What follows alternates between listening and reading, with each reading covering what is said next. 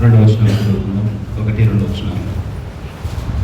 సమూయేలు రాసిన మొదటి గ్రంథం 22వ అధ్యాయము 1-2 వచనాలు. బైబిల్ ఉన్న వారందరూ తెరిచి చూడండి. 1-2 వచనాలు చదువుకుందాం.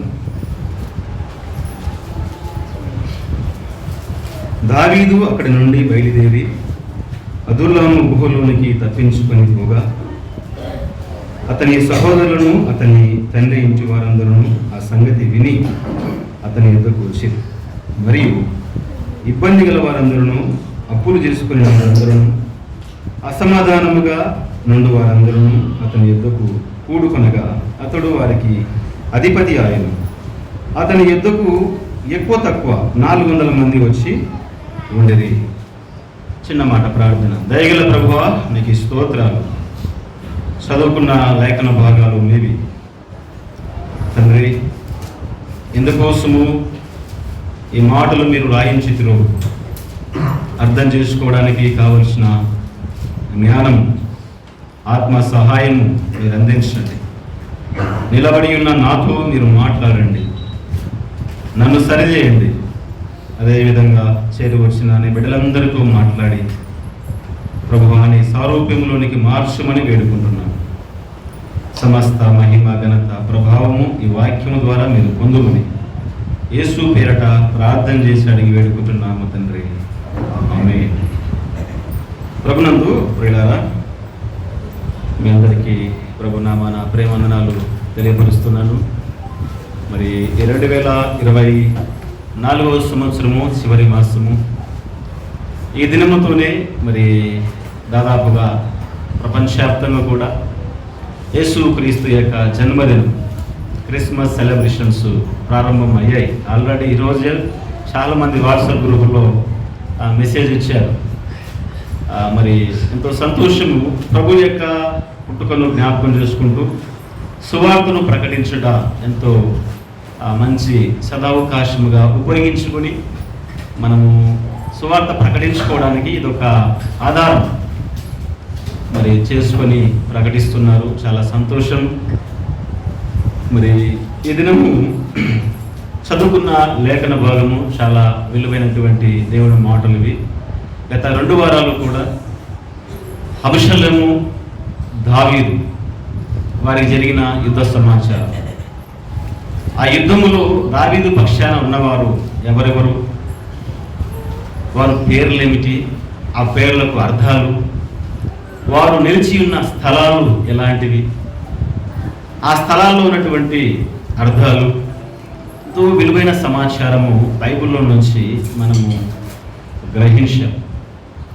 ఈరోజు సౌలు, దావీదు వారి మధ్యలో జరిగినటువంటి యుద్ధము గురించి కొన్ని విషయాలు మరి తలంచగా దేవుడు బయలుపరుస్తున్నాడు. చాలా విలువైన మాటలు ప్రియులారా, దయచేసి విని హృదయంలో భద్రపరుచుకొని అనేకులకు చెబుతూ అనేకులను ప్రభు దగ్గరకు నడిపించుటకు ప్రయాసపడాలి.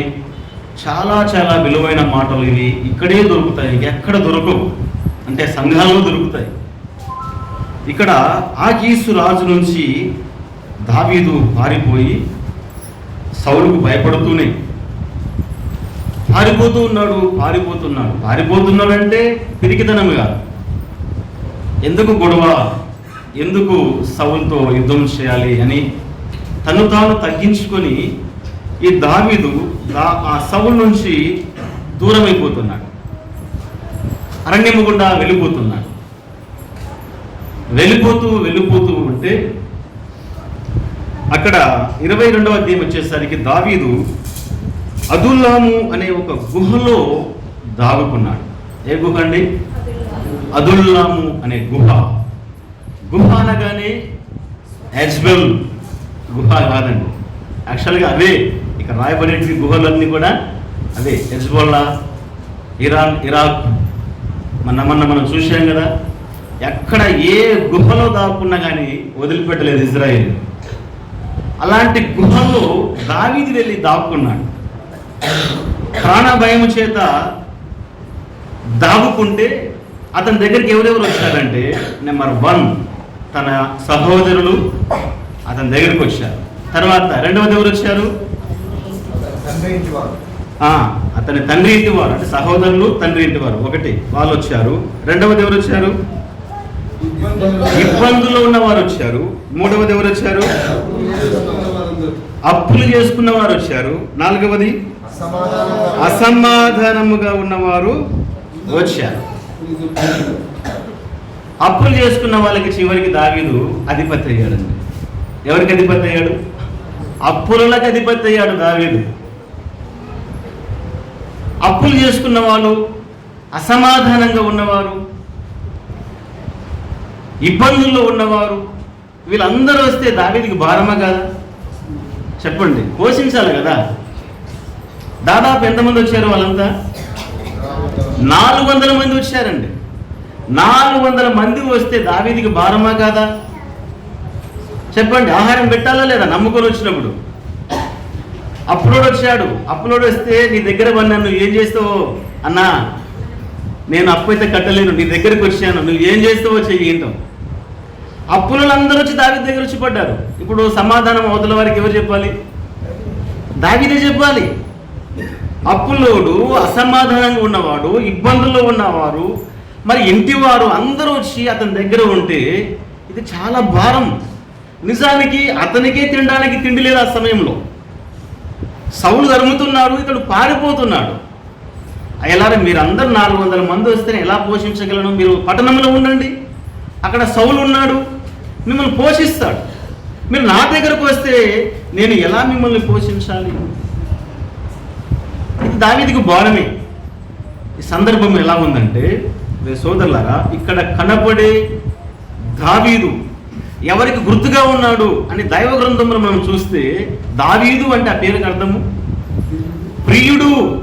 ప్రియుడు ఎవరు? ప్రియుడు ఎఫెసీ పత్రిక 1వ అధ్యాయము 4వ వచనంలో, తన ప్రియుని యందు తాను ఉచితంగా మనకు అనుగ్రహించిన రక్షణ.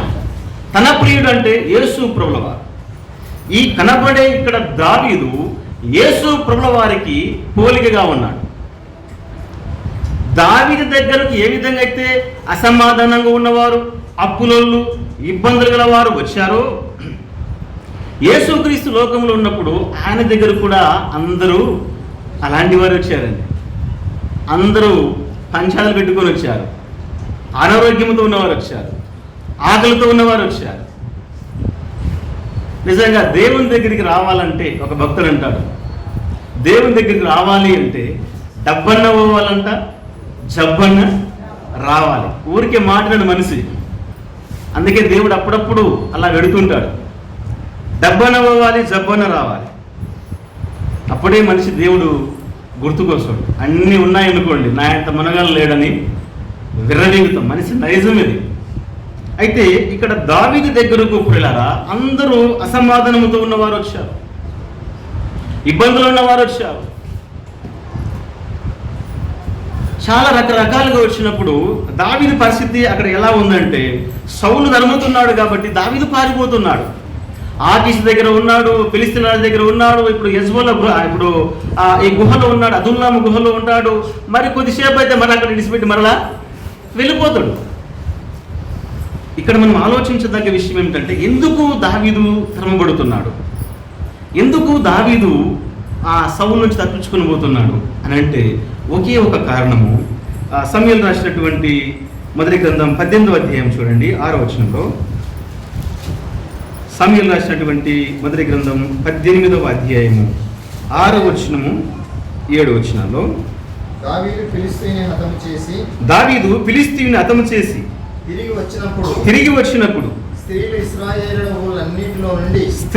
ఇశ్రాయేలీల ఊర్లన్నిటిలో నుండి తంబూరలతోను సంబరములతోను వాద్యములతోను పాడుచు నాట్యమాడుచు రాజైన సౌలును ఎదుర్కొనుటకై వచ్చిరి. ఆ స్త్రీలు గాన ప్రతిగానములు చేయుచు వాయించుచు సౌలు వేల కొలదియు దావీదు 10,000 కొలదియు శత్రువులను హతము చేసిరని అనిరి. ఇక్కడ చూడండి, ఇశ్రాయేలీల ఊర్లన్నిటిలో సౌలు రాజును ఎదుర్కోవడానికి వచ్చారు, స్త్రీలు వచ్చారు. తంబురులు, నాట్యాలు, తంది వాయిద్యాలు పట్టుకొని రాజును ఎదుర్కోవడానికి వచ్చారు. కానీ పొగిడింది ఎవరిని? ఎదుర్కోవడానికి మాత్రం రాజును ఎదుర్కోవడానికి వచ్చారు. ఎవరు వచ్చారు? పురుషులు కాదు, మళ్ళీ స్త్రీలు వచ్చారు. స్త్రీలు స్తుతులు పాడితే, స్త్రీలు తంబులను వాయిస్తే ఏం జరిగింది అక్కడ? ఎప్పుడైతే దావీదును పొగిడిరో స్త్రీలు, సౌలుకి అసూయ. అక్కడైతే రాయబడింది కదండి, సౌలుకి ఇంపుగా ఉండనందున 8వ వచనము, ఆ మాటలు ఉండనందున అతడు బహుకోపము తెచ్చుకొని వారు దావీదునకు 10,000 కొలది అనియు నాకు 1000 కొలదని స్తుతులు పాడిరే, రాజ్యము తప్ప మరి ఏమి అతడు తీసుకొనగలడు. చూడండి, ఇక్కడ ఏమో ప్రారంభమైందంటే అసూయ. అసూయ. స్త్రీలు ఎప్పుడైతే ఒక వ్యక్తిని పొగుడుతారో ప్రియులారా, మరొక పురుషుడు జీర్ణించుకోలేదండి. స్త్రీలందరూ కలిసి దావీదుకు 10,000 కొలది, దావీదుకు 10,000 కొలదని స్త్రీలు పొగిడితే ఇక్కడ సౌలుకి ముఖం చిన్నగైంది. ముఖం చిన్నగయి దావీదు మీద విషం చూపు పెంచుకున్నాడు. పాపం తెచ్చుకొని ఇతన్ని ఏ విధంగా చేతనైనా సరే చంపేయాలి. ఒక అసూయ అనేది హృదయంలో ప్రారంభమైంది. నిజంగా స్త్రీలు ఇక్కడ వాయిద్యాలు వాయిస్తే అసూయ పెరిగింది. పురుషులు అపోస్తుల కార్యములో పాటలు పాడి, తంబురలు పాటలు పాడితే ఏం కదిలింది అక్కడ? చెరసాల బునాదులు. పురుషులు పాటలు పాడితే చెరసాల బునాదులు కలిగాయి. స్త్రీలు పాటలు పాడితే హృదయంలో భూకంపం కదిలింది సౌలుకి. స్త్రీల యొక్క స్తుతి అలాగుంటుంది. ఆ టాపిక్ వద్దు. కానీ స్త్రీలు ఆ విషయంలో ఎప్పుడైతే దావీదును పొగిడిరో సౌలుకి అసూయ, సౌలుకి అసూయ. అదే విధంగా ఎప్పుడైతే అసూయ పెంచుకున్నాడో దావీదు ఇంకా పారిపోతున్నాడు, పట్టణాన్ని విడిచిపెట్టి పారిపోతున్నాడు, అరణ్యం పాలైపోయాడు దావీదు. ఇది ఎలాగో క్రొత్త నిబంధన కాలంలో కూడా యేసుక్రీస్తు ప్రభులవారు పట్టణము వెలపల సిలువ వేయబడ్డాడు అంటే కారణం ఏమిటి? ఊరు వెలపలకి గొల్గోతా కొండ వరకు వెళ్ళిపోయాడు ఆయన. అక్కడ సిలువ వేయబడుతున్నాడు, అవమానపరచబడుతున్నాడు, హింసించబడుతున్నాడు, నిలువెల్ల గాయములు పొందాడు. కారణం ఏమిటి? చూడండి, మత్తయి సువార్త 27వ అధ్యాయం 18వ వచనం. మత్తయి సువార్త 27వ అధ్యాయము 18వ వచనం. 27వ అధ్యాయం 18వ వచనంలో, కాబట్టి జనులు కూడి వచ్చినప్పుడు పిలాతు మీరు కోరుచున్నారని బరబ్బానా లేక క్రీస్తనబడిన యేసునా అని వారిని అడిగాను. ఏలైనగా వారు అసూయ చేత ఆయనను అప్పగించిరని అతడు ఎరిగి ఉండెను. చూడండి ప్రియులారా, యేసు ప్రభుల వారు ఊరు వెలపలకి ఆయన అవమానపరచబడుతూ వెళ్ళిపోయారంటే కారణం ఏమిటి? అసూయ. అసూయ. దావీదు పట్టణం విడిచిపెట్టి అరణ్యం పాలైపోయాడు, అదుల్లాము గుహలో ఉండిపోయారంటే కారణం ఏమిటి? అసూయ. దావీదు జీవితంలో ఏది జరిగిపోయిందో యాజ్ ఇట్ ఈజ్గా అదే విధంగా యేసుక్రీస్తు జీవితంలో జరిగిపోయిందండి. నిజంగా అసూయ చేత యేసు ప్రభుని సిలువ వేసి చంపారు. అసూయ చేత దావీదును తరుముతున్నారండి. సౌలు యొక్క సైన్యం. ఎందుకు అసూయ? అయ్యో, ప్రతిరోజు వచ్చి గొల్యాతన వ్యక్తి యెరూషలేముకు వచ్చి ప్రతిరోజు ఉదయం సాయంత్రం సవాల్ చేస్తున్నాడు. రే, ఎవరైనా ఉన్నారు రండిరా నా మీద, రండిరా అంటే లేరు స్వామి, ఎవరు లేరంటే కూడా లేదు. ఎన్ని రోజులు తిరిగాడు? 40 రోజులు. చూడండి, ఎవ్వరు లేరయ్యా, ఎందుకు వస్తావు? పొద్దున మాపన పని లేదా నీకు? స్వామి నీకు దండం, ఎవరు లేరు అంటే కూడా లేదు.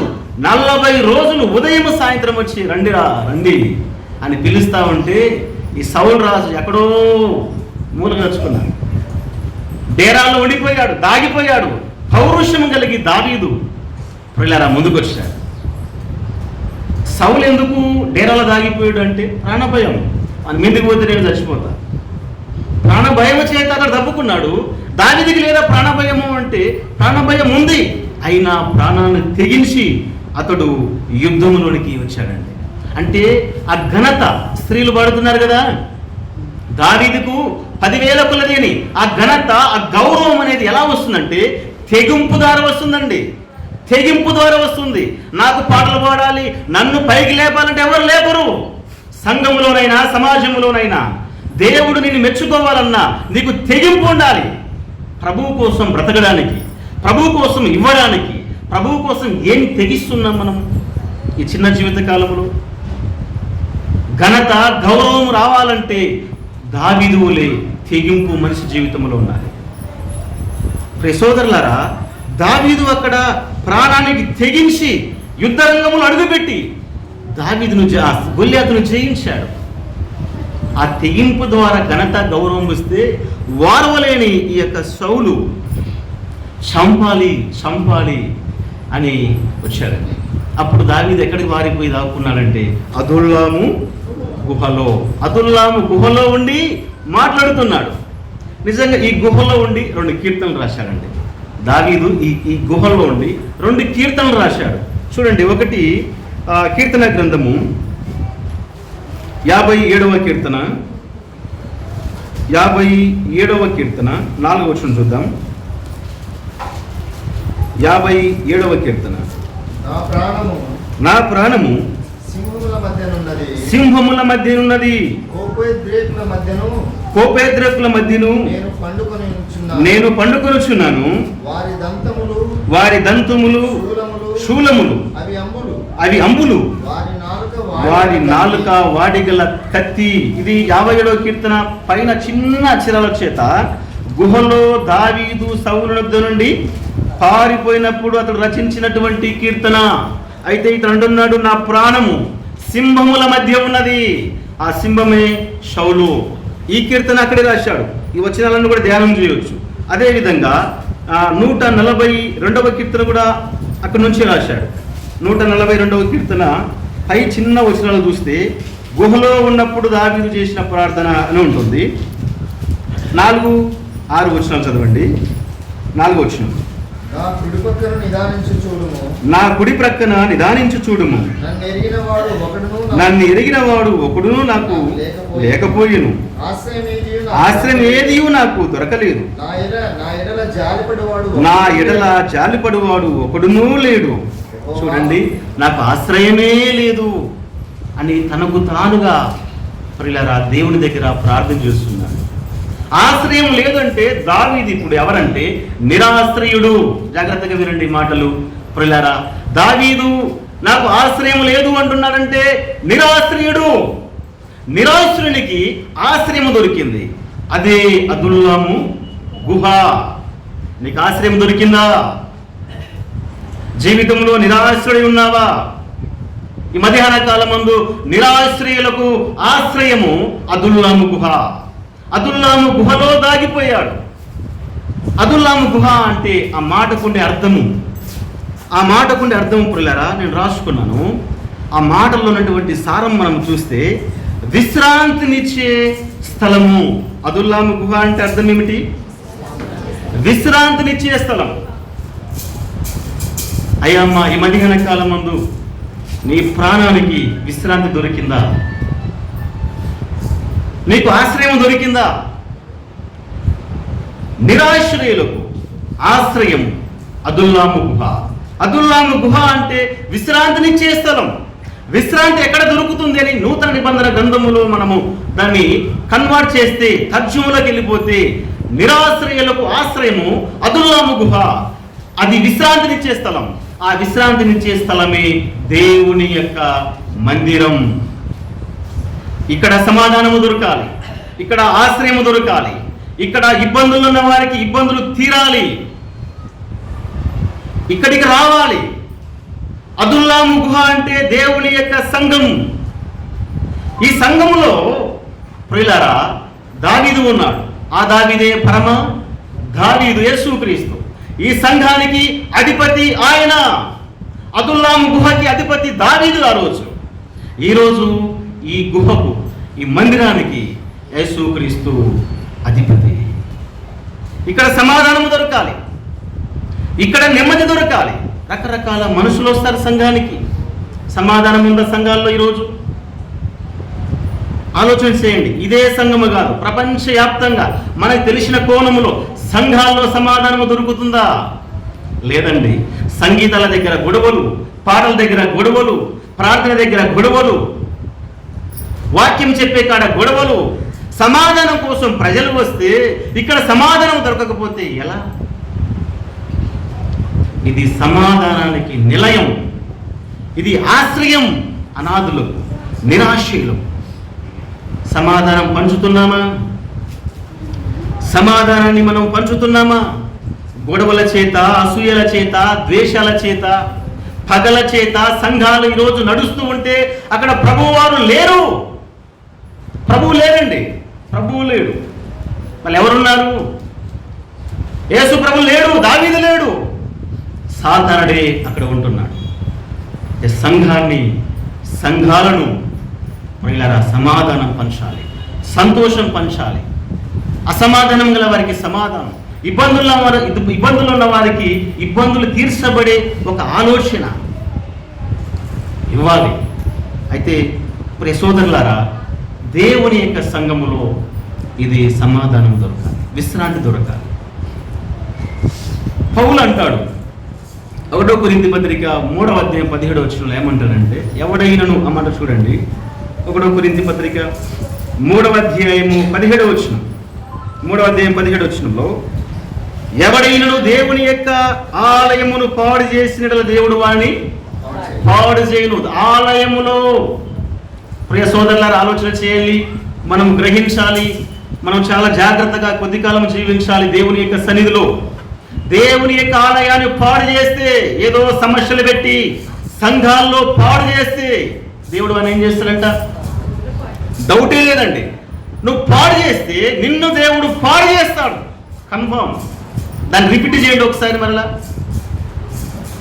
దేవుని ఆలయం ఎవడైనా పాడు చేస్తే దేవుడు వాడిని పాడు చేస్తాడు. దాన్ని మనం రిపీట్గా మనం చదువుకుంటే, ఎవడైనా దేవుని మందిరాన్ని బాగు చేస్తే, చదవండి, ఎవడైనా దేవుని మందిరమును బాగు చేస్తే దేవుడు వాడిని బాగు చేయను. బాగు చేసేవాడుగా ఉంటే బాగుపడతావు, చెడగొట్టేవాడుగా ఉంటే చెడిపోతావు. ఒకసారి హిజ్కియా చూడు. అయ్యా, నా 25వ ఏట దేశానికి రాజై మొట్టమొదటి దినాన మందిరానికి వచ్చాను, మందిరాన్ని బాగు చేశాను. ఈరోజు నా ఇంటికి బాధ వచ్చింది, నా దేహానికి రోగం వచ్చింది, బాగు చేయవా? దేవుడు బాగు చేయడం లేదండి? బాగు చేశాడా లేదా? 15 సంవత్సరాల ఆయుష్కాలం ఇచ్చాడు. కారణము, దేవుని ఇంటిని బాగు చేశాడు.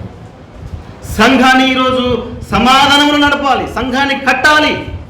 దేవుని ఇల్లు కడితే దేవుడు మన ఇంటిని కడతాడండి. దేవుని ఇంటిని మనము సమాధానముతో కట్టగలిగితే దేవుడు మన ఇంటిని కట్టగలడు. ఈ విధంగా దావీదు తరమబడుతూ అదుల్లాము గుహలో దాగిపోయాడు. అదుల్లాము గుహలో దాగిపోతే సోదరులారా, అక్కడికి ఎవరెవరు వచ్చారు చూడండి ఒకసారి. అక్కడికి ఎవరెవరు వచ్చారంటే 2వ వచనం, అక్కడి నుంచి, అతని తండ్రి ఇంటి వారందరూ ఆ సంగతి విని అతని యొద్దకు వచ్చేది. నెంబర్ 1, దేవుని యొక్క సన్నిధి లేదా అదుల్లాము గుహ అనగా విశ్రాంతినిచ్చే స్థలం, దేవుని యొక్క మందిరం. దావీదు ఎప్పుడైతే వచ్చాడో ఆ తర్వాత అతని ఇంటి వారందరూ కూడా అతని దగ్గరకు వచ్చారు. ప్రియ సోదరులారా, ఈ మాట మనము హెచ్చరికంగా మనం తీసుకుందాం. దావీదు ఒక్కడు వచ్చాడు అదుల్లాము గుహకు, ఆ తర్వాత అతని ఇంటి వారందరూ కూడా వచ్చారు. మందిరానికి నేను ఒక్కడిగా వస్తే అది క్రమం కాదు. దావీదు ఎప్పుడైతే అదుల్లాము గుహ చేరుకున్నాడో తన ఇంటి వారందరూ కూడా వచ్చారు. ఇంటి వారితో దేవుని సంఘానికి రావాలి, దాని అర్థము ఇంటి వారందరూ రావాలి, అందరూ రావాలి. ఇంట్లో నేను ఒక్కడిని తింటే బాగుంటుంది అనుకుంటాం మనము. నా కడుపు నిండితే చాలు అనుకుంటానా? నా పిల్లలు తినాలి, నా భార్యలు తినాలి. ఈ శరీర అక్కర ఎలాగైతే మనము గుర్తెరిగి నా పిల్లలు తినాలని కోరుకుంటాము, ఆత్మ సంబంధంగా నేను చనిపోతే నా ఆత్మనే కాదు నా కుటుంబం అంతా కూడా పరలోకములో ఉండాలని కోరుకోవాలండి. తన ఇంటి వారందరూ వచ్చారు. ఇంటి వారందరం వస్తున్నామా విశ్రాంతినిచ్చే స్థలానికి? న్యాయాధిపతుల గ్రంథం 1వ అధ్యాయం 22వ వచనం. న్యాయాధిపతుల గ్రంథం 1వ అధ్యాయము 22వ వచనంలో యోసేపు ఇంటి వారందరూ బేతేలుకు వెళ్ళినప్పుడు, చాలండి, బేతేలు అనగా దేవుని యొక్క ఇల్లు అని అర్థం. దేవుని యొక్క ఇంటికి యోసేపు ఒకడే వెళుతున్నాడా? అతని ఇంటి వారందరూ వెళుతున్నారు. ప్రియ సోదరులారా, మన ఇంటి వారం అందరం వస్తేనే మన దీవెన, మనకు ఆశీర్వాదం. ఇది ప్రియ సోదరులారా, దయచేసి హెచ్చరికను మనము భావించి సమాధానంతో స్వీకరించి మన ఇంటి వారు బాగుపడకు మనం ప్రయాసపడాలి. ఆదికాండము 38వ అధ్యాయము 1వ వచనంలో ఈ దావీదు అదుల్లాము గుహకి ఎందుకు వెళ్ళిపోయాడు అన్న విషయం అక్కడ మరొక పర్యాయం మనం చదువుకుందాం. చూడండి, ఆదికాండం 38వ అధ్యాయము 1వ వచనం చూడండి. చూడండి, ఆ కాలమందు యూదా తన సహోదరులను విడిచి హీరాను ఒక అదుల్లామీని యొద్ద ఉండుటకు వెళ్ళెను. చాలండి, యూదా ఏం చేశారంటే అదుల్లామీని యొద్ద ఉండుటకు వెళ్ళిపోయాడు. అదుల్లాము గుహ, అదుల్లాము ప్రాంతములో ఎవరున్నారు అని మనము ఆలోచన చేస్తే అదుల్లాము ప్రాంతములో హీరా అనే వ్యక్తి ఉన్నారండి. హీరా అనే వ్యక్తి దగ్గరికి ఎవరు వచ్చారు? ఇప్పుడు యూదా వచ్చాడు. అదుల్లాము గుహకు దావీదు వచ్చాడు. అదుల్లామీని వద్దకు యూదా వచ్చాడు. ఒక్కడే వచ్చాడు, తన సహోదరుని విడిచిపెట్టి వచ్చాడు. ఎందుకు వచ్చాడు అంటే హీరా అనగా ఆ మాటకుండే అర్థము ఘనత వహించినవాడు. ఘనత వహించినవాడు. అదుల్లాము గుహలు ఎవరున్నారంటే ఘనత వహించిన వాడు ఉన్నాడు. ఆ ఘనత వహించిన వాడు ఎవరంటే మన ప్రభువైన యేసుక్రీస్తు. ఆయనే ఘనతకు అర్హుడు. ఆయన ఎద్దుకు రావాలి అంటే కుటుంబ సమేతంగా రావాలి. యోసేపు వలె రావాలి, దావీదు వలె రావాలి, దావీదు ఇంటి వలె రావాలి, యోసేపు ఇంటి వలె రావాలి. ఒకవేళ మన సహోదరులు మన మాట వినకుండా ఉంటే దావీదు వలె తెగించి నువ్వు రావాలి, వారిని విడిచిపెట్టి రావాలి. నేను ఒక్కని పోతే ఎట్లా మందిరానికి అనుకోవద్దు. వాళ్ళు రాకపోయినా వారు చెబుతూనే నీవు మందిరానికి రావాలి. హీరా ఘనత వహించిన వాడు, ఇతని దగ్గర ఉండుటకు సోదరులారా దావీదు వచ్చాడు, అతని ఇంటి వారు వచ్చారు. ఈ మధ్యాహ్న కాలం ముందు యేసు ప్రభుల వారి దగ్గరికి మనం ఎలా వస్తున్నాం? ఒకరంగా వస్తున్నామా? ప్రార్థన చేసి ఇంటి వారిని తీసుకొని కూర్చుటకు ప్రయత్నం చేద్దాం. దాటిపోదాం ప్రియులారా, దాటిపోదాం. ఇప్పుడు దాని దగ్గరికి ఇంకెవరు వచ్చారంటే తన ఇంటి వారు వచ్చారు. రెండవదిగా మనం చూస్తున్నప్పుడు ఇంకెవరు వచ్చారు? ఇబ్బందులు గల వారందరూ కూడా ఆయన దగ్గరకు వచ్చారు. ఇదొక మాట చెప్పి నేను ముగిస్తానండి. మిగతా 2 విషయాలు ప్రభు చిత్తమైతే మరలా ధ్యానం చేద్దాం. ఇక్కడ 2వ భాగంలో మనం చూస్తున్నప్పుడు దావీదు యొద్దకు ఎవరు వచ్చారంటే ఇబ్బందులు గల వారు వచ్చారండి. ఈ మాట చాలా చాలా జాగ్రత్తగా మనము ధ్యానం చేయాలి. యేసు ప్రభుల వారి దగ్గరకు ఇబ్బందులు గల వారందరూ వచ్చారు, ఆయన బాగు చేశాడు. అయితే దావీదు దగ్గరకు వచ్చిన ఇబ్బందులు గల వారు ఎవరు? ఎలాంటి ఇబ్బంది చేత వచ్చారు? ఎలాంటి ప్రాబ్లం చేత వచ్చారు? ఇబ్బందులు అనేవి 4 రకాలండి. బైబిల్ గ్రంథము విడమరిచి విడదీసి చేరదీస్తే 4 రకాలుగా ఇబ్బందులను పోలుస్తుంది. అయితే ఇక్కడ ఇబ్బందులు గల వారందరూ వచ్చారు. ఎలాంటి ఇబ్బందులు రాయబడలేదు. మనము ధ్యానం చేస్తుంటే 4 రకాల ఇబ్బందులు బైబిల్లో అగుపడతాయి. ఒక ఇబ్బంది ఎలా వస్తుంది, ఎలాంటి ఇబ్బంది చేత వచ్చారు మనము ఆలోచన చేస్తే లూకా సువార్త చూడండి, 15వ అధ్యాయం 14వ వచనం. లూకా సువార్త 15వ అధ్యాయము 14వ వచనం.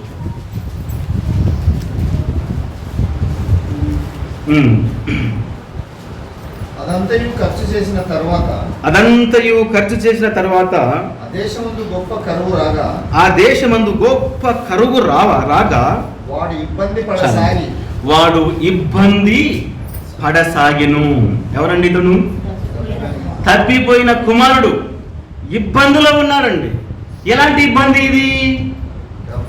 డబ్బులు లేని ఇబ్బంది. ఈ ఇబ్బంది ఎందుకు వచ్చిందంటే తండ్రిని కాదని స్వేచ్ఛగా బ్రతకాలని పోవుట చేత ఇబ్బంది వచ్చింది. నా జీవితం నా ఇష్టం, ఎలాగైనా బ్రతుకుతా అని అనుకుంటివా, జీవితంలో ఇబ్బంది ఎదురవుతుంది. ఆ విధంగా ఈ తప్పిపోయిన కుమారుడు తండ్రి ఇంటిని కాదని దూరదేశం వెళ్ళిపోయాడు. ఉన్న డబ్బంతా అయిపోయింది, ఇబ్బంది వచ్చింది. ఈ ఇబ్బంది ఎందుకు వచ్చిందంటే నేను ఇలా రాసుకున్నాను, స్వయంకృత అపరాధము వలన కలిగిన ఇబ్బంది. స్వయంకృత, నీవుగా తెచ్చుకునే ఇబ్బంది ఇది. నా జీవితం నా ఇష్టం అనుకుంటివా, ఇబ్బంది రాబోతుంది. ఇతనికి ఎలాంటి ఇబ్బంది వచ్చిందంటే ప్రియ సోదరులారా, ఆ ఇబ్బంది రావడానికి కొన్ని ముందు చెప్పబడ్డాయి కొన్ని మాటలు. అక్కడ 13వ వచనం చివరి భాగంలో చూస్తాం, తన ఆస్తిని దుర్వ్యాపారము వలన పాడు చేశాడు. ఆ ఇబ్బంది ఎందుకు వచ్చిందంటే ఉన్న ఆస్తి అంతా కూడా దుర్వ్యాపారం అంటే అర్థం ఏమిటి ఒకసారి చూడండి. 1 పేతురు పత్రిక 4వ అధ్యాయంలో ఆ మాటలు రాయబడి ఉంటాయి. 1 పేతురు పత్రిక 4వ అధ్యాయము 3-4 వచనాలు చూద్దాం. మనము పోకిరి చేష్టలు, దురాశలు, మద్యపానము, అల్లరితో కూడిన ఆటపాటలు, త్రాగుబోతుల విందులు, సెగదగినవి విగ్రహ పూజలు మొదలైన వాటి యందు నడుచుకొనుచు అన్య జనముల ఇష్టము నెరవేర్చుటకు గతించిన కాలమే చాలును. ఈ మాట చూడండి, ఆ అపరిమితమైన ఆ దుర్వ్యాపారమునందు. ఏమిటి దుర్వ్యాపారము అంటే ఇక్కడ చెప్తున్నారండి, దురాశలు, పోకిరి చేష్టలు, మద్యపానము, అల్లరితో కూడిన ఆటపాటలు, విగ్రహారాధనలు, ఇవన్నీ చేస్తే వచ్చేది ఇబ్బంది. త్రాగుబోతుల విందులు, చేయదగని విగ్రహ పూజలు, అల్లరితో కూడిన ఆటపాటలు. నా జీవితము నా ఇష్టమనవద్దు, జీవితంలో ఇబ్బంది ఎదురవుతుంది. ఆ ఇబ్బంది స్వయంకృత అపరాధం. నీ స్వతహాగా నువ్వు చేసుకున్నావు, ఎంజాయ్ చేశావు, ఇబ్బంది పడతావు. సోదరులు, ఇలాంటి వారు బహుశా ఆ రోజు దాని దగ్గరికి వచ్చారేమో, ఈ రోజు కూడా ఇలాంటి స్థితిలో ఉండి ఈ దేవసన్నిధికి వచ్చామేమో. ఒకసారి పరీక్షించుకుందాం. ఆ ఇబ్బంది నా వలనే వచ్చిందని గ్రహించి ఆ పాపమును ఒప్పుకొని ప్రభు దగ్గర పశ్చాత్తాపపడు. సోదరులారా, స్వేచ్ఛలో ఉన్న అపాయం ఎక్కడ లేదండి. నాకు స్వేచ్ఛగా బ్రతకదంటే పెద్ద అపాయం ఉంటుంది. ఒక కట్టడిలో పెరిగితే, ఒక కంచెలో పెరిగితే, కంచెలో ఒక సంఘములో కట్టబడి పెరిగితే దాంట్లో ఉన్న భద్రత ఇంకెక్కడ ఉండదండి. మన కోసం ఒకరు ప్రార్థన చేస్తుంటారు, గ్రహించావా? మన కోసం ఒకరు వాక్యం చెబుతారు, తల్లిదండ్రి గద్దించకపోయినా సేవకులుగా గద్దిస్తారు, ప్రార్థన చేస్తారు. ఇది భద్రత. ఇలాంటి భద్రతలో ఉంటే ఇబ్బంది అస్సలు రానేరాదండి. కాబట్టి మొదటి ఇబ్బంది మనం చూస్తుంటే స్వతహాగా తెచ్చుకున్న ఇబ్బంది. తర్వాత రెండవ ఇబ్బంది మనం చూద్దాం. రెండవ ఇబ్బంది ఏమిటి అంటే యెషయా గ్రంథము 48వ అధ్యాయం 10వ వచనం. యెషయా గ్రంథం 48వ అధ్యాయము 10వ వచనం. త్వరగా దాటిపోదాం. 48 10వ వచనంలో, నేను నిన్ను పుటము వేసితిని, ఎండిని వేసినట్లు కాదు, ఇబ్బంది కొలిములో నిన్ను నేను పరీక్షించితిని. చూడండి, ఇక్కడ దేవుడే ఒక ఇబ్బంది పెడుతున్నాడు. ఒకటి మనముగా తెచ్చుకునే ఇబ్బంది, రెండవదిగా దేవుడే ఒక ఇబ్బంది కలుగజేస్తాడు. దేవుడు ఎలా ఇబ్బంది కలుగజేస్తాడు అంటే అక్కడ అంటున్నాడు, వెండిని వేసినట్లు కాదు. ఇక్కడ చూడండి, నేను నిన్ను పుటము వేసితిని, వెండిని వేసినట్లు కాదు. వెండిని పుటము వేస్తే అగ్నిలో వేసి దాన్ని కాల్చుతూ ఉంటారు నష్టంతో పోయేంత వరకు. నేను నిన్ను అగ్నిలో వేయను అని అర్థము, నేను నిన్ను అగ్నిలో వేయను. ఇబ్బంది తర్వాత ఒక శ్రేష్టమైన భవిష్యత్తు నీకు ఇస్తాను. దేవుడు అదే చెప్పేది అక్కడ. నేను నీకు ఇబ్బంది కలగజేసిన ఆ ఇబ్బంది తర్వాత నీ జీవితమే ఒక పరిమళ వాసనగా మారిపోతుంది. ఆ సమయంలో మనం చూస్తాం, ఏబుకి ఇబ్బంది కలిగింది, దేవుడే ఇబ్బంది కలుగజేశాడు. తర్వాత ఎలా మారిపోయాడు? బహుగా రెండింతల ఆశీర్వాదం అండి. మనకు ఆధారాలు కాదు, కానీ క్లుప్తంగా మనం చెబుతూ ఉంటే, సోదరులారా, దేవుడు ఇబ్బంది పెడితే వెండిని వేసినట్టు కాదు, నువ్వు చచ్చిపోవాలి, నువ్వు కృషించిపోవాలని నేను చెయ్యను. కొంతకాలం బాధ పెడతా, ఆ తర్వాత నేను మహిమపరుస్తాను. ఇలాంటి ఇబ్బందుల్లో ఉండి దావీదు అంటాడు 69వ కీర్తన 17వ వచనంలో, 69వ కీర్తన 17వ వచనం, 69వ కీర్తన 17వ వచనంలో, నీ సేవకునికి విముఖుడవై ఉండకుము, నేను ఇబ్బందుల్లో ఉన్నాను, నాకు త్వరగా ఉత్తరం ఇమ్ము అంటున్నాడు. దావీదు కూడా ఇబ్బందులో ఉన్నాడు. దావీదులో ఇబ్బంది ఉంది అంటున్నాడు, త్వరగా నాకు ఉత్తరం ఇమ్ము అన్నాడు. త్వరగా ఇచ్చాడా? త్వరగా ఇచ్చాడా? దరిదాపుగా ఈ ప్రార్థన చేసిన తర్వాత 13 సంవత్సరాలకి అతనికి ఇబ్బంది తీరింది. 13 సంవత్సరాలకి. అంటే జవాబు అనేది దేవుడు ఇబ్బంది పెడితే కొంతకాలం ఉంటుంది, ఆ తర్వాత మనము మరలా పరిమళిస్తాం, వికసిస్తాం. దేవుడు ఇబ్బంది పెట్టిన దాంట్లో ఓపికతో మనం ఉండాలి. ఇలాంటి వారు కూడా బహుశా దావీదు దగ్గరికి వచ్చారు. ఇలాంటి వారు కూడా బహుశా ఇబ్బందులతో ఉండి ఇక్కడికి వచ్చామేమో. దేవుడు ఒకరోజు బలపరుస్తాడు, దేవుడు ఒకరోజు నీ జీవితాన్ని మారుస్తాడు, నీకు ఉత్తరం ఇస్తాడు, నెమ్మది కలిగిన స్థలానికి నడిపిస్తాడు. ఇది రెండవ ఇబ్బంది. తర్వాత మూడవ ఇబ్బంది ఎలాంటిదంటే, దావీదు దగ్గరకు వచ్చిన వారు ఇబ్బందులు గల వారు వచ్చారు. ఒకటి స్వయంకృత అపరాధం వల్ల వచ్చిన వారు, రెండవది దేవుడు పరీక్ష పెడితే ఇబ్బందులు ఉన్నవారు వచ్చారు. మూడవదిగా మనం చూస్తున్నప్పుడు యెషయా గ్రంథం 8వ అధ్యాయం 20వ వచనం. యెషయా గ్రంథం 8వ అధ్యాయము 20వ వచనం చూడండి. మాటలు చదవండి. ధర్మశాస్త్రమును ప్రమాణ వాక్యమును విచారించుడి. ఈ వాక్య ప్రకారం వారు బోధించని ఎడల వారికి అరుణోదయము కలగదు. అట్టివారు ఇబ్బంది పడుచు ఆకలిగొని దేశ సంచారము చేయుదురు. చాలండి, ఇక్కడ మనం చూస్తున్నాము ఒక ప్రాముఖ్యమైన మాటగా దేవుడు ఇక్కడ మనకు బోధిస్తున్నాడు. ధర్మశాస్త్రము ప్రమాణ వాక్యమును విచారించి ఆ వాక్యాన్ని బోధించాలి. బోధించేవాడు సత్యాన్ని గ్రహించి బోధించాలి, వినేవాడు కూడా సత్యాన్ని గ్రహించి వినాలి. సత్యాన్ని బోధించకపోతే వానికి ఇబ్బంది, సత్యాన్ని వినకపోతే కూడా ఇబ్బంది. ఇది నా మాట కాదండి, ఈ బైబిల్లో ఎన్ని వైపులా మనం సరిచూసినా ఇదే అర్థం వస్తుంది. ఈరోజు భూమి మీద మనం బ్రతుకుచున్నాం, సత్యము కోసం మనం బ్రతకకపోతే వాక్యం ఏం చెప్పింది అలాగూ సంఘం నడుస్తుందా లేదా? ఏ సంఘములో సత్యబోధ బోధిస్తున్నారు, ఏ సంఘములో దుర్బోధ బోధిస్తున్నారు, రెండు పరీక్షించి సత్యాన్ని బోధించే సంఘానికి వెళితేనే మనకి ఇబ్బంది రాదు. దుర్బోధ బోధిస్తూ ఉంటే బోధించేవారికి ఇబ్బంది, వినేవారికి కూడా ఇబ్బంది. ఆ మాటలు చూడండి, మరొకసారి చదువుతాను. ధర్మశాస్త్రమును ప్రమాణ వాక్యమును విచారించుడి. ఎందుకు విచారించాలి? రేపొద్దున నీకు ఇబ్బంది పడకుండా ఉండాలంటే నువ్వు విచారించాలి. నీకు ఇబ్బంది రాబోతుంది. ఏమిటా ఇబ్బంది? సోదరులారా, ఈరోజు దుర్బోధను బోధించే సేవకులు హాయిగా బ్రతుకుతున్నారేమో, కానీ ఒక రోజు వస్తుంది ఆకలి కొంటావు, ఒక్క చుక్క నీరు దొరకదు, అగ్నిలో కాలుతూ ఉంటావు, చనిపో. బోధించేవాడైనా వినేవారైనా, బోధించే నేనైనా వినేవారైనా ఇబ్బంది రాబోతుంది. అది ఎలాంటి ఇబ్బంది అంటే, తినడానికి తిండి దొరకని ఇబ్బంది, త్రాగడానికి నీళ్లు దొరకని ఇబ్బంది, నీకు అరుణోదయము కలగదు, ఆదరించేవారు లేరు, నీ జీవితంలో ఒక శివుడు ఉదయించేవాడు ఇక దొరకడు. అలాంటి ఇబ్బంది రాబోతుంది. సోదరా, దయచేసి ఏ సంఘానికి మనం వెళుతున్నాం, ఎక్కడ సత్యాన్ని గ్రహిస్తున్నాం, ఎక్కడ సత్య ప్రకారంగా మనం బ్రతుకుచున్నాం అన్నది చాలా చాలా ప్రాముఖ్యం. అందుకే అంటున్నాడు, ధర్మశాస్త్రమును ప్రమాణ వాక్యమును విచారించుడి.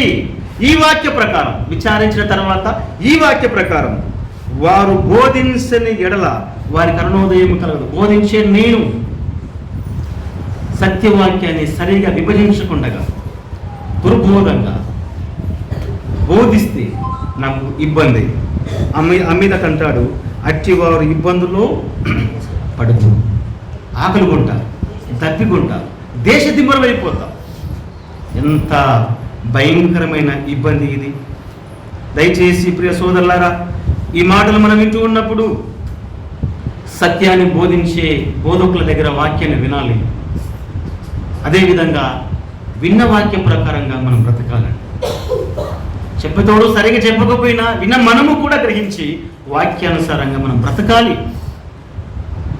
ఇక్కడ సత్యం బోధిస్తామని మేము అంటున్నాం, అన్ని సంఘాల్లో కూడా సత్యం బోధిస్తారు.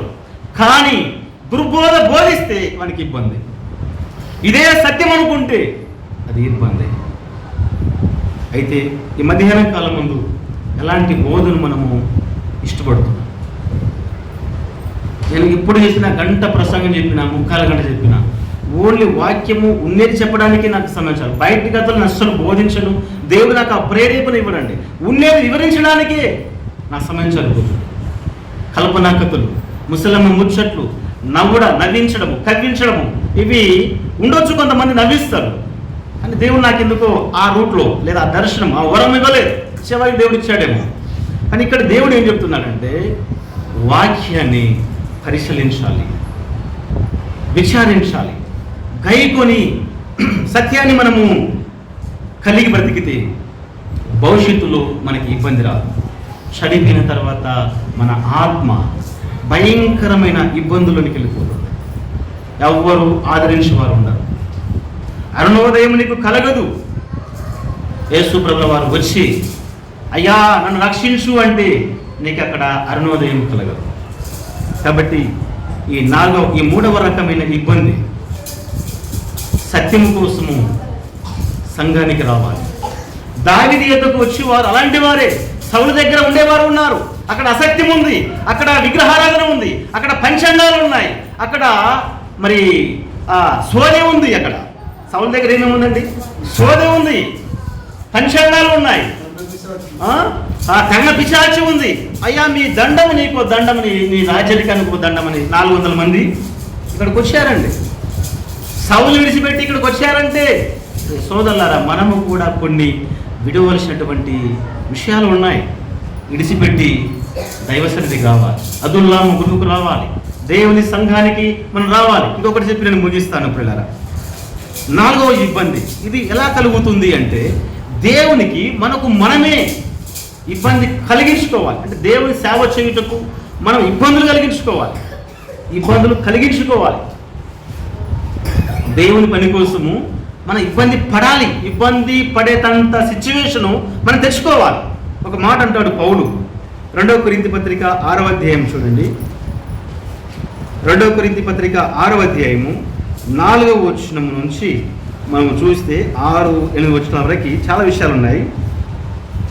శ్రమల యందును, ఇబ్బందుల యందును, ఇరుకుల యందును, దెబ్బల యందును, చెరసాలలోను, అల్లరిలోను, ప్రయాసములోను, జాగారములోను, ఉపవాసములోను మిగులా ఓర్పు గలవారమై మేము దేవుని కోసము ఓర్చుకున్నాం. ఏమి ఓర్చుకున్నావు పౌలా? ఇబ్బంది ఓర్చుకున్నావు. నువ్వు ఓర్చుకుంటున్నావా దేవుని కోసం? ఎలాంటి ఇబ్బంది ఓర్చుకుంటున్నావు? దేవుని కోసము ఇబ్బందులు ఓర్చుకోవాలి, కష్టాలు ఓర్చుకోవాలి, కన్నీరు ఓర్చుకోవాలి. మరి సోదరులారా, దేవుని కోసం మనము ఇబ్బంది ఓర్చుకోవాలి. ఏమిటి ఇబ్బంది? ఎలా వస్తాయంటే, మనకు ఇందాక ప్రకటనలు చెప్పారు పెద్దలు. ప్రతి 2వ శనివారము సంఘములో విజ్ఞాపన ఉంటుంది. విజ్ఞాపనకి రావడానికి నీకు ఇబ్బంది కలగవచ్చు. ఇబ్బంది అయినా రావడమే ఇబ్బందిని భరించినట్టు. బ్రదర్ నాకు ఇబ్బంది ఉంది, ఈరోజు రాలేనట్టు. ఆ ఇబ్బందిని భరిస్తూ మందిరానికి వచ్చి ప్రార్థన చేయాలి. అది దేవుని కోసము ఇబ్బంది భరించినట్టు, ఓర్చుకున్నట్టు. సంఘ నియామక కూడికలు ఉన్నాయి. సంఘ పెద్దలు చెబుతూనే ఉన్నారు. సంఘ పెద్దలు చెప్తారు. సంఘ పెద్దలు కూడా నేను దైవావేశం లేదా ఆత్మ ప్రేరేపణ ద్వారా ఒక మాట చెప్తున్నా. సంఘ పెద్దలు చెప్పడమే కాదు, నియామక కూడికలకు వారు రావాలి. లేకపోతే సంఘం ఎలా బలపరచబడుతుంది? సేవకుడు ఒకడే కాదు, అందరూ కలిసి చేయాలి. ఇబ్బంది కావచ్చు, రావడానికి ఇబ్బంది కావచ్చు. దేవుని కోసం భరించవా? పేరుకి మాత్రం పెద్ద ఉంటే సరిపోతుందా? దేవుని కోసం భరించాలి. కష్టమైన, నష్టమైన, ఇబ్బంది అయినా, రావడానికి ఇబ్బంది కలగవచ్చు, భరించు. దేవుని సేవ కోసము కానుకలు ఇవ్వడానికి ఇబ్బంది కలగవచ్చు, భరించి దేవుని కానుకలు ఇవ్వు. ఉపవాసం ఉండడానికి ఇబ్బంది కలగవచ్చు, ఉపవాసం ఉండి కూడా భరించాలి. పౌలు జీవితంలో మనం ముందు చదువుతూ ఉంటే ప్రియులారా, ఆయన బాగా చెబుతాడు, అయ్యో మేము ఇలా ఉంటే చాలా మంది మమ్మల్ని మెచ్చుకున్నారు, కొంతమంది హింసించారు. చూడండి 8వ వచనం అంటాడు, ఘనత వలన దుష్కీర్తుల వలన దేవుణ్ణి పరిచాడు. నువ్వు దేవుని పరిచారప్పుడు నీకు ఘనత రావచ్చు, దుష్కీర్తి రావచ్చు, కొందరు మెచ్చుకునవచ్చు, కొందరు హింసించవచ్చు. ఎందుకు హింసించబడవు? ఇబ్బందులు దేవుని కోసము మనం భరించాలి. అన్ని రకాలుగా ఆరాధన రావడానికి ఇబ్బంది అవుతుంది, అవును, అయినా ఇబ్బంది భరించాలి. ఆరాధన రావడానికి ఇబ్బంది అయినా భరించు, విజ్ఞాపనకు రావడానికి ఇబ్బంది భరించు, పరిచర్య చేయుటకు ఇచ్చుటకు ఏ రంగంలోనైనా ఇబ్బంది వస్తే దేవుని కోసం భరించు. ఆ ఇబ్బంది భరించకుండా హ్యాపీగా వెళ్ళిపోతున్నావే. సోదరులారా, ఇలాంటి ఇబ్బందులు కూడా దేవుని కోసం మనం భరించాలి. 2వ కొరింథీ పత్రిక 12వ అధ్యాయం 10వ వచనం చూడండి. 2వ కొరింథీ పత్రిక 12వ అధ్యాయము 10వ వచనం. నేనెప్పుడు బలహీనుడను అప్పుడే బలవంతుడును కనుక క్రీస్తు నిమిత్తము నాకు కలిగిన బలహీనతల్లోను, నిందలలోను, ఇబ్బందుల్లోను, హింసల్లోను, ఉపద్రవములోను నేను సంతోషించితిని. ఎంత మంచి మాట! నేను సంతోషించితిని. ఎప్పుడు సంతోషించాడు? ఇబ్బందులు వచ్చినప్పుడు. ఎవరి కోసం వచ్చే ఇబ్బందులు అవి? క్రీస్తు నిమిత్తం. నీ పిల్లల కోసం ఇబ్బంది వస్తే నువ్వు భరించినట్టు గొప్పగా, నీ అవసరత నిమిత్తం వచ్చే ఇబ్బందులు భరిస్తే గొప్ప కాదు, దేవుని నిమిత్తం భరించు. సుఖంగా బ్రతికి దేవుని కోసం ఇబ్బంది పడకపోతే భవిష్య తర్వాత ఇబ్బంది రావచ్చు. అందుకే 4వ భాగములో మనం చూస్తున్నాము, దేవుని కోసము మనం ఇబ్బందులు భరించాలి, ఓర్చుకోవాలి. సోదరులారా, సమయం అయిపోయింది. అలాంటి ఇబ్బందులు మనం భరించుట అది భాగ్యముగా ఎంచుకోవాలి. అది భాగ్యముగా ఎంచుకోవాలి, కానీ భారంగా ఎంచుకోవద్దు. చాలా భారం అవుతుంది బ్రదర్, అది భారంగా ఎంచుకోవద్దు. దాన్ని ఇబ్బందిగా భరించి ఓర్చుకో. దేవుని దగ్గర మెప్పు ఉంది. ఇలాంటి వారు ఆ రోజు దావీదు దగ్గరకు వచ్చారు. పిల్లరా, ఎంత గొప్ప సహనము, ఎంత గొప్ప ఓర్పు! దావీదు యొద్దకు వచ్చిన వారు, ఒకటి తన ఇంటి వారు వచ్చారు, రెండవది ఇబ్బందుల వారు వచ్చారు. యేసయ్య దగ్గరకు కూడా మన ఇంటి వారందరము రావాలి. ఎలాంటి ఇబ్బందుల్లో ఉన్నా దేవుని కోసం మనం ఇబ్బందులు భరించడానికి రావాలి. దేవుడు ఇబ్బంది పెడితే భరించడానికి రావాలి. స్వయంకృత అపరాధం వల్ల ఇబ్బంది వస్తే ఒప్పుకొని విడిచిపెట్టాలి. సత్యవాక్యాన్ని సరిగా గ్రహించి బోధించబడుతూ ఇబ్బంది పడకుండా మనం బ్రతకాలి. ఇలాగూ దేవుని యొక్క వాక్యం ద్వారా మనం హెచ్చరించబడుతున్నాం. ఈ కూడికలో ఇంకెవరైనా అదుల్లాము గుహలో ఉన్నటువంటి దావీదు యొద్దకు వచ్చినట్టు యేసయ్య దగ్గరికి వచ్చాం. జీవితంలో మార్పు లేకపోతే, జీవితంలో సమాధానం లేకపోతే, ఇబ్బంది ఉందా, అప్పు ఉందా, అసమాధానం ఉందా, దేవుడు న్యాయం చేస్తాడు, దేవుడు తీరుస్తాడు. నమ్మిక ఉంచి నీ హృదయాన్ని ఆయనకు సమర్పించి మారు మనసు పొంది ప్రభు వైపు తిరగాలని ప్రభు పేరట తెలియపరుస్తూ ఈ వాక్యాన్ని ముగిస్తున్నాడు. దేవుడు మిమ్మల్ని దీవించి ఆశీర్వదించును.